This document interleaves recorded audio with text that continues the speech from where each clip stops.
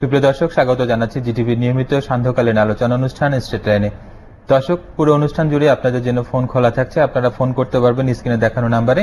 আর আজকে আমরা কথা বলবো বিশ্ব তামাক মুক্ত দিবস 2014 এই বিষয় নিয়ে। আসলে তামাকের যে অপকারী দিক রয়েছে সেই দিকগুলো নিয়ে কথা বলবো, এবং এই বিষয়ে কথা বলার জন্য তিনজন আমাদের অতিথি রয়েছেন। সেই তিনজনের পরিচয় দিয়ে তারপরে আলোচনায় যাব। আমি শুরুতেই পরিচয় করে দিচ্ছি কে কে থাকছেন।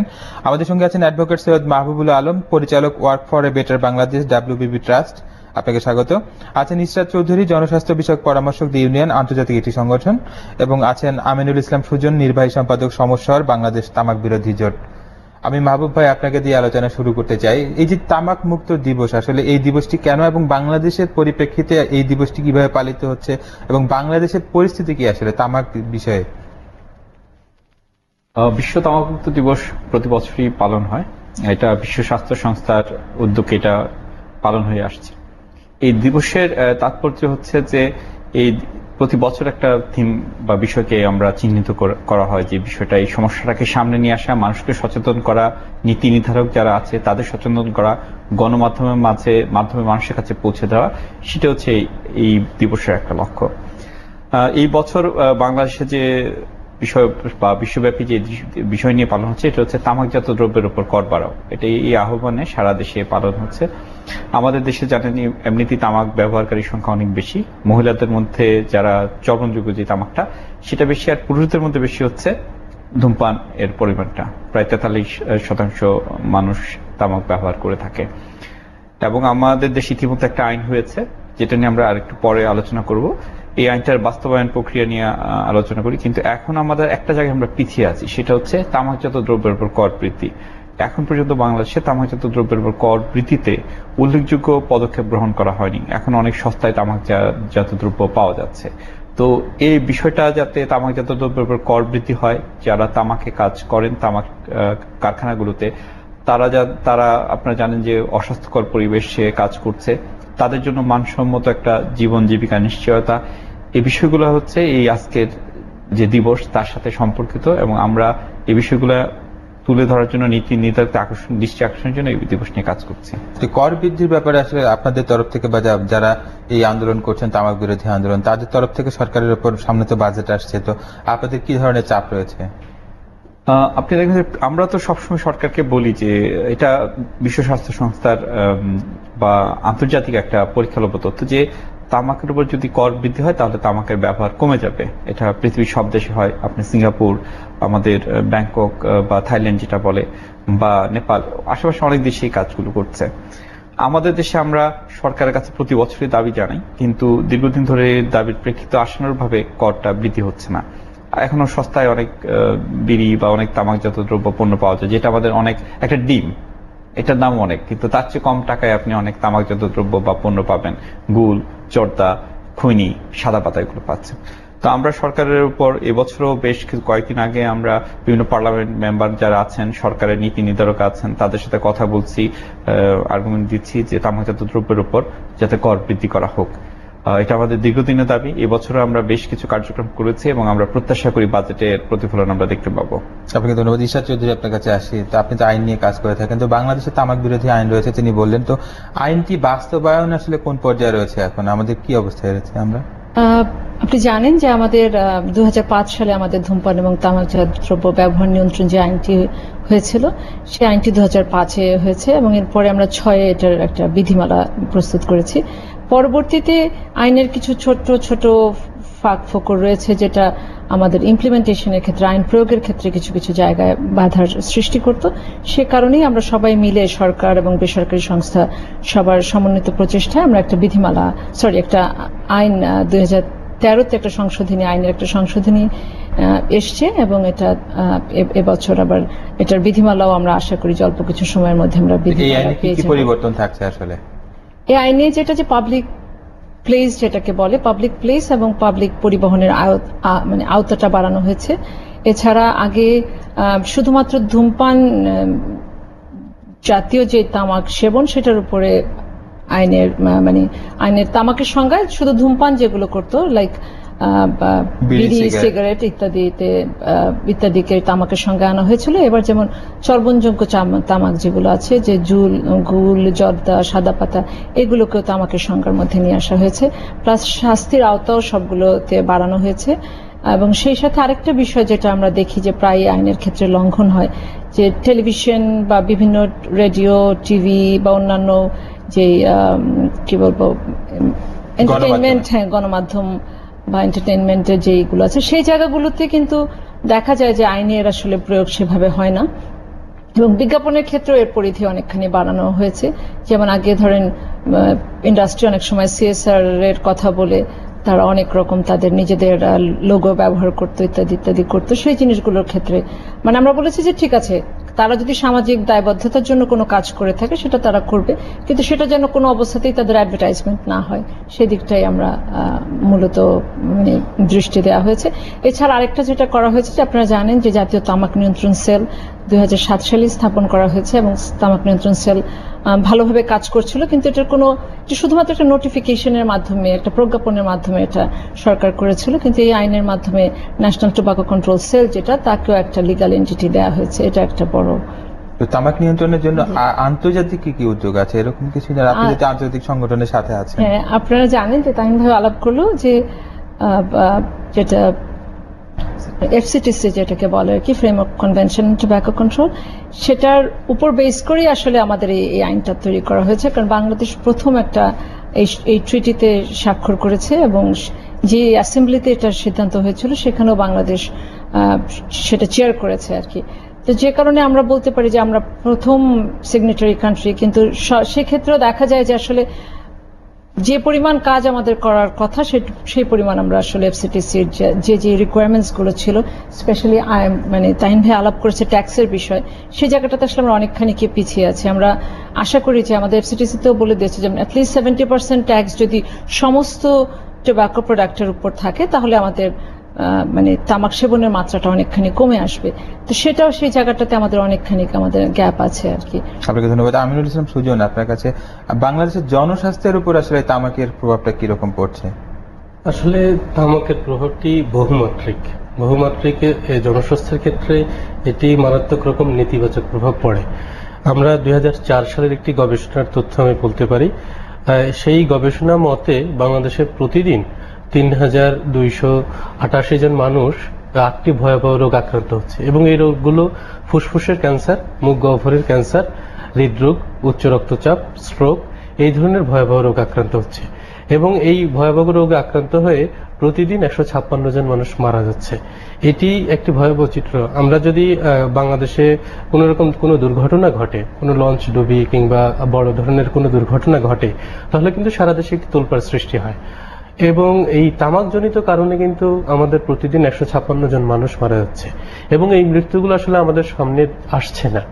আমাদের এমন সব পরিবারেই কিংবা পরিবারের কাছাকাছি মানুষজন প্রতিদিন এই ক্যান্সার, উচ্চ রক্তচাপ, হৃদরোগের এই ধরনের রোগে মারা যাচ্ছে। এবং বাংলাদেশে সবচেয়ে বেশি মানুষ মারা যায় হচ্ছে হৃদরোগে। সেই হৃদরোগের অন্যতম প্রধান কারণ হচ্ছে ধূমপান ও তামাক সেবন। আর ক্যান্সারের ক্ষেত্রে সারা পৃথিবীতে যত রকমের ক্যান্সার হয়, 30% ক্যান্সার প্রতিরোধ করা সম্ভব যদি তামাকের ব্যবহার কমানো যায়। এবং বাংলাদেশে পুরুষদের মধ্যে ফুসফুস ক্যান্সার বেশি, এবং এই ফুসফুস ক্যান্সারের প্রধান কারণ ধূমপান। এটি বিশ্ব স্বাস্থ্য সংস্থা বলে যে প্রায় 90% কারণ হচ্ছে ধূমপান। আর নারীদের মধ্যে বাংলাদেশে জরায়ু ক্যান্সার বেশি, এবং জরায়ু ক্যান্সারের প্রধান কারণও কিন্তু পরোক্ষ ধূমপান কিংবা তামাক সেবন। আর অন্যান্য কারণেও হয়, কিন্তু তামাক সেবন একটি বড় রিস্ক ফ্যাক্টর। আমরা আরেকটি যেটি দেখি, উচ্চ রক্তচাপ এবং ডায়াবেটিস, এই রোগগুলো কিন্তু অন্যান্য আরো রোগগুলোর ঝুঁকি বৃদ্ধি করে। যেমন ডায়াবেটিস থাকা অবস্থায় কেউ যদি ধূমপান করে, তার তাৎক্ষণিকভাবে মৃত্যুর সম্ভাবনা থাকে, স্ট্রোক করার ঝুঁকি বেড়ে যায়, চোখ অন্ধ হয়ে যাওয়ার ঝুঁকি বেড়ে যায়।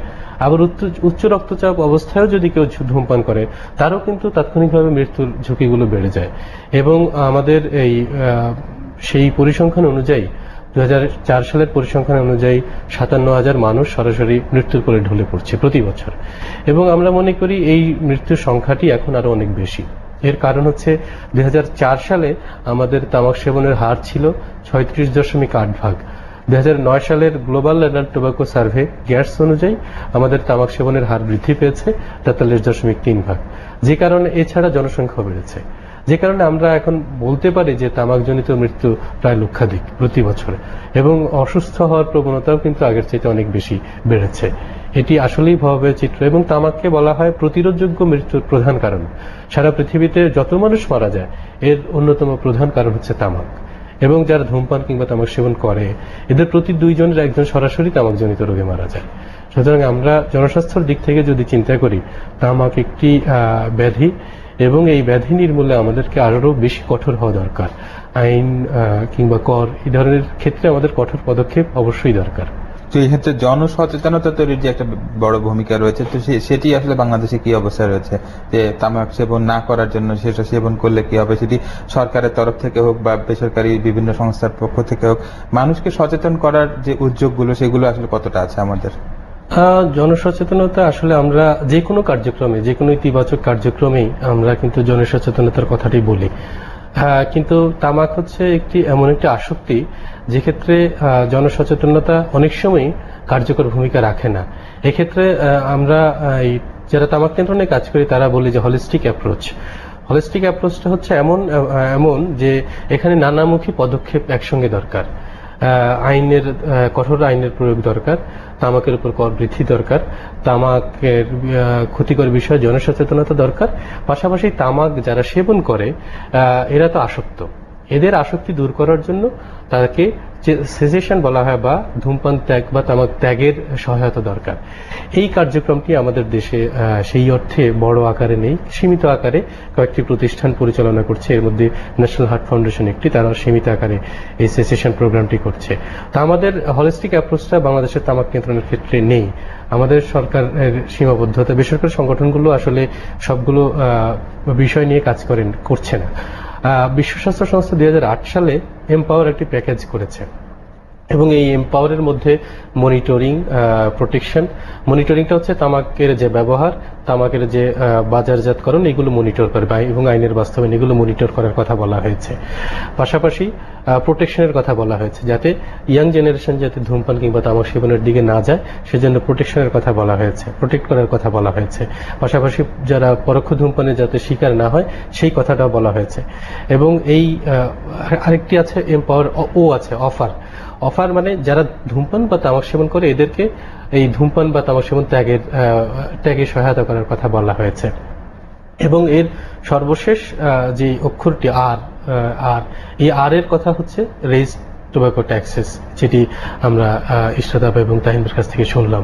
তো আমাদের এমপাওয়ারের এই সবগুলো যখন আমরা পরিকল্পিতভাবে ব্যবহার করতে পারবো, সবগুলো পরামর্শ যখন ব্যবহার করতে পারবো হলিস্টিক অ্যাপ্রোচের মাধ্যমে, তখনই আমাদের তামাক নিয়ন্ত্রণ কার্যকরভাবে সম্ভব। আরেকটি বিষয়, জনসচেতনতা, এইটি আমাদের এক ধরনের বিভ্রান্তি আছে। বিভ্রান্তিটা এরকম, ধরেন আমরা কিন্তু অনেক চিকিৎসককে ধূমপান করতে দেখি। এখন ওই চিকিৎসক কিংবা অনেক আমরা যারা সুশিক্ষিত বলি, এরকম অনেক মানুষকে আমরা ধূমপান করতে দেখি। তো ওই সুশিক্ষিত মানুষ কিংবা চিকিৎসক তিনি কি জানেন না ধূমপান যে ক্ষতিকর? অবশ্যই জানেন, এবং কোন অংশে আমাদের চেয়ে কম জানেন না চিকিৎসক। তো সেক্ষেত্রে কারণ তিনি কিন্তু আসক্ত হয়ে পড়েছেন। এখন যখন কোনো মানুষ আসক্ত হয়, নিকোটিন শরীরে প্রয়োজন হয়, তার শরীরই তাকে মনে করিয়ে দেয় তার এখন নিকোটিন দরকার। সেই নিকোটিনের কারণেই মানুষ, কেউ 1 ঘন্টায় 2টা স্টিক ধূমপান করে, কেউ 1 ঘন্টায় 3টি স্টিক ধূমপান করে, কিংবা কেউ 1 ঘন্টায় 3 বার পান সেবন করে। এটি কিন্তু শরীরের নিকোটিনের চাহিদার কারণে। যার আসক্তি যেরকম তার সেরকম সেই পরিমাণে তার নিকোটিন দরকার হয়, এবং সেই পরিমাণে সে ধূমপান কিংবা তামাক সেবন করে। তো এই আসক্তি দূর করার জন্য আমাদের আসলে যে offer to quit smoking or tobacco, সেই আমাদের সেসেশন প্রোগ্রামের দিকেও যাওয়া দরকার জনসচেতনতার পাশাপাশি। আপনাকে অসংখ্য ধন্যবাদ। আমরা ছোট্ট একটা বিরতিতে যাচ্ছি, বিরতি থেকে ফিরে এসে বাকি আলোচনা করবো। প্রিয় দর্শক, আমরা ছোট্ট একটা বিরতিতে যাচ্ছি, কোথাও যাবেন না, আমাদের সঙ্গে থাকুন।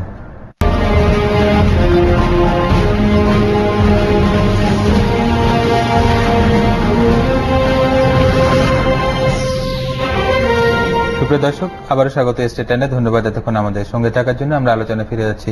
মাহবুব ভাই, আপনাকে দিয়ে আবার আলোচনা শুরু করি। আসলে তামাক ব্যবহারের অর্থনৈতিক প্রভাবটা কিরকম? আসলে এর ক্ষতিকর দিকগুলো তো আছেই, প্লাস অর্থনৈতিক একটা ব্যাপার থেকে যায়, সেটিকে আপনারা কিভাবে মূল্যায়ন করেন?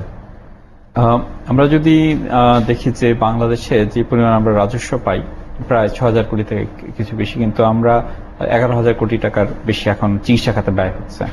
তাইলে আমরা রাজস্ব পাচ্ছি 11,000 কোটি টাকা আমাদের চিকিৎসা খাতে ব্যয় হচ্ছে, যে তামাকজনিত রোগের চিকিৎসা। কিছুক্ষণ আগে আমানুল ইসলাম সুজন বললেন যে আমরা প্রায় বিভিন্ন রোগে আক্রান্ত হচ্ছে, তাদের চিকিৎসা খরচ, এবং এটা কিন্তু শুধুমাত্র সরকারের যে খরচটা সেটা হিসাব করলে 11,000 কোটি টাকার বেশি। ব্যক্তিগতভাবে যে এই খরচটা হচ্ছে বিভিন্ন মানুষের ক্যান্সার বা বিভিন্ন রোগে আক্রান্ত হলে আমরা সবাই জানি কি পরিমাণ টাকা খরচ হচ্ছে, সেটার কিন্তু পরিসংখ্যান বা ডাটা এখন পর্যন্ত আমাদের নেই। তো এটা হচ্ছে একটা বড় মাপের অর্থনৈতিক ক্ষতি, যে আমরা যে পরিমাণ রাজস্ব পাচ্ছি তার চেয়ে বেশি আমার টাকা খরচ হচ্ছে। আমি আরেকটা বিষয়ের উপর নজর দিতে বলবো, অর্থনৈতিক ক্ষতি, এটা সামাজিক ক্ষতি যেটা আছে। আমরা 2000 সালে একটা গবেষণা হচ্ছিল, সেখানে দেখা যাচ্ছে যে একজন গরিব বাবা মা বা রিক্সা চালকদের উপর বিশেষ করে হয়েছিল, তারা যে পরিমাণ টাকা খরচ করে তামাকের পিছনে, তার 68% যদি তারা তাদের ছেলে মেয়েদের খাবারের জন্য ব্যয় করতো, তাহলে অনেক ছেলে মেয়েদের আমরা অপুষ্টির হাত থেকে রক্ষা করতে পারতাম বা তাদের জীবন রক্ষা করতে পারতাম। আমাদের দেশে প্রায় ওই সময় দেখা যাচ্ছে 700-র মতো বাচ্চা প্রতি বছর অপুষ্টির কারণে মারা যাচ্ছে। আরেকটা বিষয়টা হচ্ছে যে আপনি এখন নর্মাল দেখেন যে একটা রিক্সা পুলার বা যারা আছে রিক্সা চালক, তারা বা দরিদ্র মানুষ কি পরিমাণ টাকা খরচ করছে। তাকে যদি আপনি সিম্পল জিজ্ঞেস করেন যে তোমার বাচ্চাকে তুমি ডিম খাওয়াচ্ছ আজকে, সে বলবে না, কিন্তু সে দেখা যাবে তামাক, জর্দা বা অন্য টাকায় খরচ করছে। এটা এক ধরনের ব্যক্তিগত পর্যায়ে ক্ষতি। আরেকটা বড় বিষয় যেটা হচ্ছে, আমরা বলি যে তামাক হচ্ছে মাদকের প্রবেশ পথ। এমন কোনো মানুষ নাই যে মাদক ব্যবহার করে সে তামাক দিয়ে শুরু করেনি। এখন একটা ছেলে মেয়ে যখন বাংলাদেশে প্রায় 50 লক্ষের বেশি মাদকের আসক্তের কথা বলে, এখন আপনি একটা হিসাব করেন যে সে মাদকে কি পরিমাণ টাকা খরচ করতেছে আর তার চিকিৎসার জন্য কি পরিমাণ খরচ হচ্ছে। এটারও কিন্তু পরিসংখ্যান নেই, কিন্তু এটার পরিমাণটা কিন্তু অনেক ভয়াবহ। আমরা নিজেরাই উপলব্ধি করতে পারি যে একটা মানুষ কি পরিমাণ, 50 লক্ষের বেশি যদি মানুষ মাদকাসক্ত হয়, সে কি পরিমাণ টাকা খরচ করছে মাদকে। এটার কিন্তু শুরুটা হয়েছে তামাক দিয়ে। তো এগুলো হচ্ছে আমাদের পরোক্ষ ক্ষতি, যেটা শুধুমাত্র মানুষের জীবন এবং জীবনের মধ্যে সীমাবদ্ধ। আমরা আরেকটু তামাকের ক্ষতির দিকে যেতে পারি, সেটা হচ্ছে পরিবেশের ক্ষতি। তামাক চাষ, আমরা গণমাধ্যমে দেখেছি যে বাংলাদেশের বিভিন্ন জেলাতে তামাক চাষ বৃদ্ধি পেয়েছে, বিশেষ করে হচ্ছে পার্বত্য এলাকায়। এবং পার্বত্য এলাকায় যেটা বলে যে রবি শস্য হতো বা তারা তাদের নিজের ফসল উৎপাদন করত, এখন কিন্তু পার্বত্য এলাকায় শুধু তামাক আর তামাক। আমাদের চরণবিল সেটা তামাকে নিয়ে গেছে, আমাদের খুলনা অঞ্চলের বেশ কিছু জায়গায় তামাক চাষ হচ্ছে। এখন এটার পরিবেশের ক্ষতি আছে, যেমন পার্বত্য এলাকায় আমার নদীর পানি দখল হচ্ছে, কারণ কীটনাশক এবং রাসায়নিকের কারণে প্রচুর গাছ কাটা হচ্ছে, তামাক শুকানোর জন্য চুল্লিতে ব্যবহার করা হচ্ছে। এই যে এনভায়রনমেন্টাল যে আমার ক্ষতি হচ্ছে, সেটার কোনো পরিসংখ্যান এখনো আমাদের পক্ষে করা সম্ভব না। কিন্তু আমরা বুঝি যে একটা গাছ যে পরিমাণ আমাদের কন্ট্রিবিউট করতেছে এনভায়রনমেন্টের, সেই পরিমাণ তামাক থেকে কিন্তু আমরা আসছি না। আমরা শুধু কিছুটা তামাক কোম্পানির প্রচারণার কারণেই লাভের কথা বলছি। কিন্তু আমাদের যদি এই ভিন্ন দৃষ্টিতে দেখি যে আমাদের অর্থনৈতিক ক্ষতি, আমি একটা বললাম যে ব্যক্তিগত পর্যায়ে, রাষ্ট্রীয় পর্যায়ে পরিবেশের ক্ষতি, সেটা দেখলে দেখবো তার সংখ্যা অনেক বেশি। আমাদের শিশুদের, প্রত্যেকটা শিশুর আমরা বলি যে তাকে স্কুলে পাঠানোর কথা। আমরা যদি দেখি যে রংপুর বা বিভিন্ন অঞ্চলে বিড়ি কারখানাগুলোতে অধিকাংশ শিশু শ্রমে নিয়োজিত। আমাদের মহামান্য হাইকোর্ট কিন্তু একটা গত বছর, আগের বছর নির্দেশ দিয়েছে সরকারকে যে শিশুগুলোকে যাতে স্কুলে পাঠানো হয় এবং তাদের এই বিড়ি কারখানায় অমানবিক শ্রম থেকে মুক্তি দেওয়া হয়। এখন এই যে শিশুটা স্কুলে যাচ্ছে না, সরকারের কিন্তু ইনভেস্টমেন্ট আছে, সরকারের প্রচুর অর্থনৈতিক ক্ষতি হয়ে যাচ্ছে, সেই ক্ষতিটাও কিন্তু আমাদের হিসাবে নিতে হবে। এটা আমাদের রাষ্ট্রীয় পর্যায়ে একটা বড় পরিমাণ ক্ষতির সম্মুখীন আমরা হচ্ছি। আচ্ছা, ঈশা চৌধুরী, আপনার কাছে আসি। এই যে আপনি তো শুরুতে আইনের কথা বললেন, তারপরে ইনকাম ট্যাক্স, মানে ইনকাম ট্যাক্স তো না, এটি হচ্ছে তামাকের উপর যে প্রত্যক্ষ এবং পরোক্ষ কর সেটি বাড়ানোর কথা বললেন। উনি বললেন পরিবেশের ক্ষতির কথা। সামাজিক কোনো আসলে আছে কিনা, মানে সামাজিক কোনো ক্ষতির দিক আছে কিনা এই তামাক ব্যবহারের ক্ষেত্রে? অবশ্যই আছে। দেখেন, তাহিন ভাই আলোচনা করলেন যে স্কুলে যাচ্ছে না বাচ্চা। আপনি দেখেন যে সামাজিক অবক্ষয় কন্টিনিউয়াসলি হচ্ছে। একটা বাচ্চা কিন্তু আসলে একজন প্রাপ্তবয়স্ক মানুষ যখন বলে যে উনি এডিকশনটা আসলে হয় কখন? যখন একটা ছোট ছেলে, স্কুল গোয়িং বাচ্চাকে তামাকটা ধরিয়ে দেওয়া হয়, তারপর থেকে কিন্তু তার ভিতরে এক ধরনের নিকোটিনের কারণে তার ভিতরে এক ধরনের এডিকশন তৈরি হয় এবং সে এটা কন্টিনিউ করতে থাকে। এবং আমরা দেখি যে একজন ছোট একটা বাচ্চাকে যদি কোনোভাবে তামাকটা ধরিয়ে দেওয়া যায়, তাহলে পরবর্তী আপনি মনে করেন 40-50 বছরের জন্য, যতক্ষণ পর্যন্ত না সে একটা কোনো অসুখ দ্বারা আক্রান্ত হচ্ছে বা অন্য কোনো মানে অন্য কোনো দুর্ঘটনার শিকার হচ্ছে, ততক্ষণ পর্যন্ত কিন্তু সে তামাক সেবন করেই যাচ্ছে। আরেকটা বিষয় সামাজিক ক্ষতির ক্ষেত্রে যেটা আমরা বলি, যে আমরা ফায়ার সার্ভিস থেকে যে তথ্য পাওয়া গেছে যে বাংলাদেশে 12% দুর্ঘটনা ঘটে কিন্তু এই যে মানে সিগারেটের যে পরিত্যক্ত যে আগুন থাকে সেটা থেকে কিন্তু 12% দুর্ঘটনা ঘটে থাকে, অগ্নি দুর্ঘটনা যেটা হয় আর কি। তো সেটা তো আমাদের দেশে প্রায়শই হয় যে বিভিন্ন বস্তি পুরাটা জ্বলে ছাই হয়ে যায়। আমরা তো আসলে যেটা কাউন্ট করি সেটা হলো যে কতটুকু তাদের ক্ষতি হলো, কিন্তু যে লোকগুলো ঘর ছাড়া হয়ে গেল তাদের যতটুকু, এত অল্প পরিমাণ তাদের মানে কি বলবো আর্থিক সংগতি, তাদের ওই জিনিসগুলো তাদের করতে কিন্তু বছরের পর বছর সময় লেগে যায়।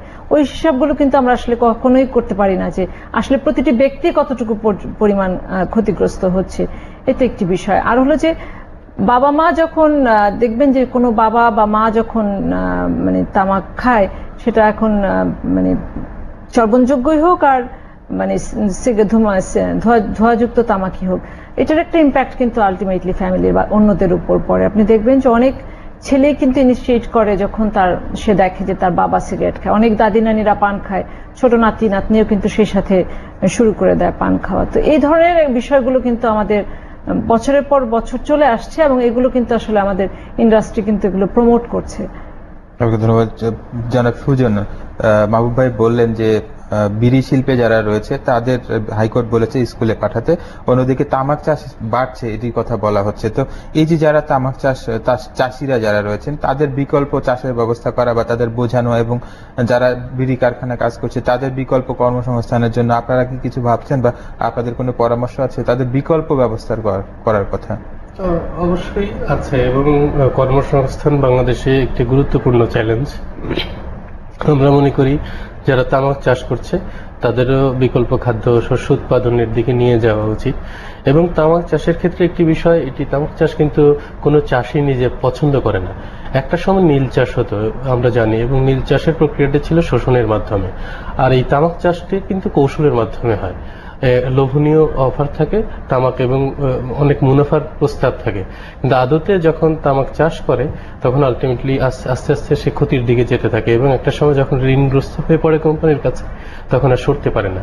আমরা মনে করি আমাদের একটি তো আমরা পরিবেশের কথা শুনলাম এবং আরো অন্যান্য সামাজিক বিষয় সমস্যাগুলো শুনলাম।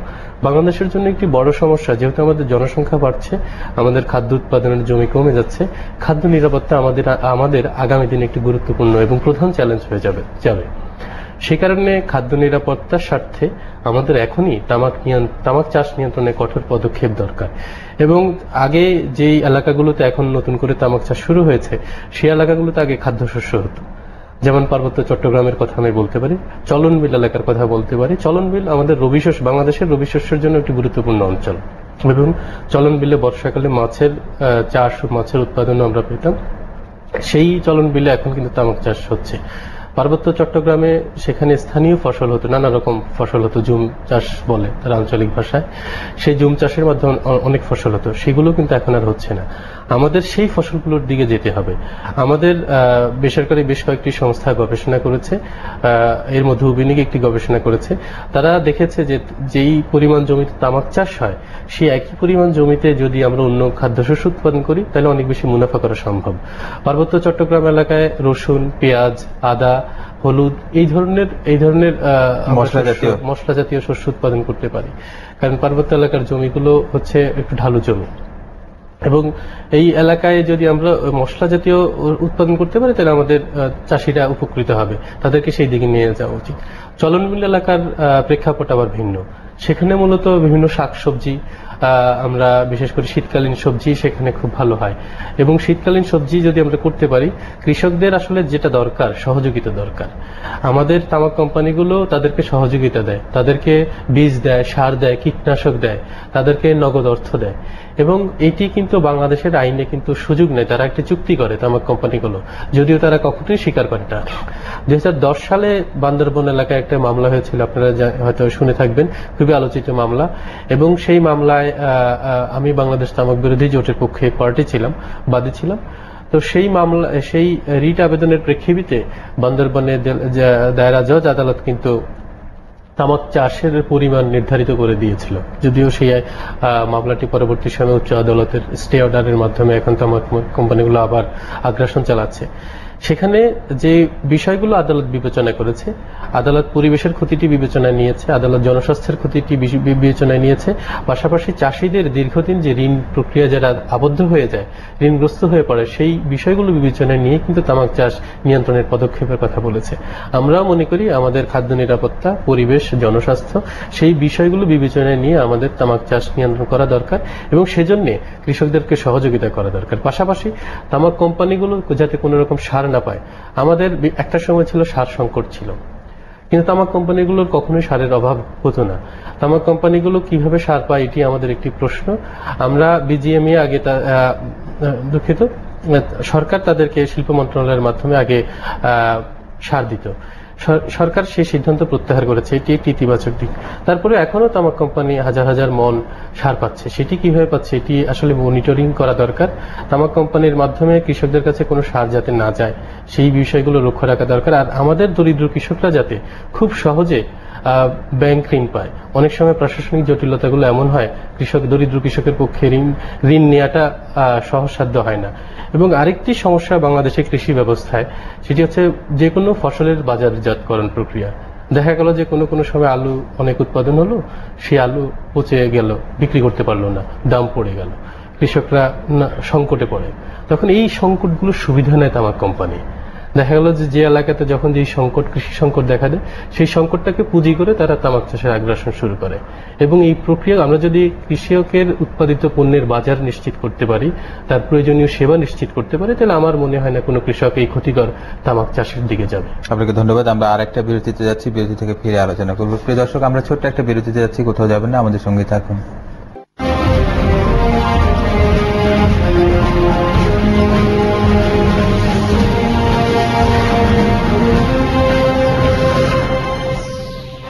প্রিয় দর্শক, আবারও স্বাগত স্টেট লাইনে। ধন্যবাদ এতক্ষণ আমাদের সঙ্গে থাকার জন্য। দর্শক, আমরা আলোচনা চলে যাচ্ছি। মাহবুব ভাই, আপনার কাছে আসি। আমরা আলোচনার শেষ দিকে চলে আসছি। আসলে এই যে তামাক ব্যবহার নিয়ে অনেক অপকারের দিক কথা বললেন, তো এই দিকগুলো বন্ধ করার জন্য বা তামাক নিয়ন্ত্রণের জন্য আসলে এখন কি করা উচিত বা ভবিষ্যৎ কর্ম পরিকল্পনা কি হওয়া উচিত? আমাদের যে সর্বশেষ আইনটা সংশোধন হয়েছে, এই আইনে আমরা যারা নাগরিক, আমরা যারা বিভিন্ন প্রতিষ্ঠানে কাজ করি, আমরা যারা বিভিন্ন প্রতিষ্ঠানে কর্ণধার আছি, সবার উপর একটা দায়িত্ব অর্পণ আছে। আমরা সবাই তামাক বিরোধী কাজে এগিয়ে আসতে হবে। এই দায়িত্বটা হচ্ছে যে আমাদের নিজের যে অফিস, সেটাকে আমার ধূমপান মুক্ত করতে হবে। দুইটা কাজ, একটা হচ্ছে আমার প্রতিষ্ঠানে নো স্মোকিং সাইন স্থাপন করতে হবে এবং আমার প্রতিষ্ঠানটাকে ধূমপান মুক্ত রাখতে হবে। এই ধূমপান মুক্ত রাখতে পারলে আমরা দুইটা সুবিধা পাবো। একটা হচ্ছে আমাদের যারা ধূমপায়ী, তাদের আমরা দীর্ঘক্ষণ ধূমপান থেকে বিরত রাখতে পারবো। আর যেটা হচ্ছে পরোক্ষ ধূমপানের কারণে যারা ক্ষতিগ্রস্ত হয়, তাদের আমরা রক্ষা করতে পারবো।